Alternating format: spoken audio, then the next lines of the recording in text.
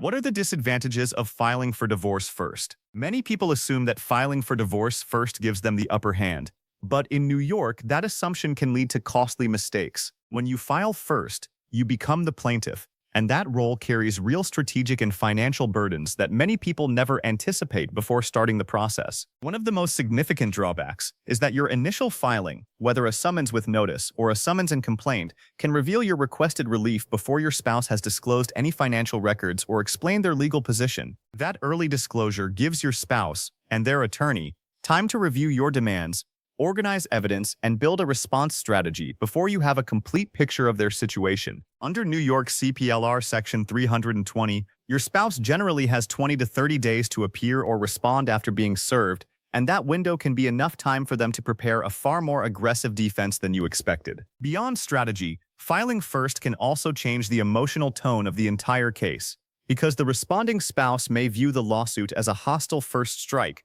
rather than a practical step toward resolution. That perception alone can make early settlement harder, especially when custody, equitable distribution, spousal maintenance, or support issues are already in dispute between the parties. If your spouse feels blindsided, they may refuse early settlement offers, demand more discovery, and take firmer positions on every contested issue, turning what could have been a cooperative process into prolonged litigation. There are also financial pressures tied to filing first.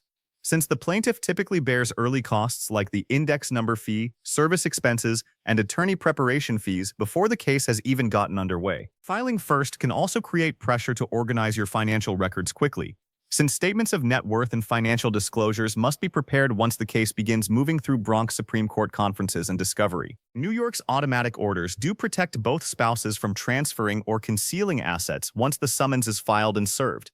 But disputes over financial records can still arise and complicate the proceedings significantly. Depending on your circumstances, waiting to file, pursuing mediation, or exploring a collaborative divorce may better protect your interests than rushing to be the first party to initiate the action. New York courts do not favor either spouse simply because that spouse filed first.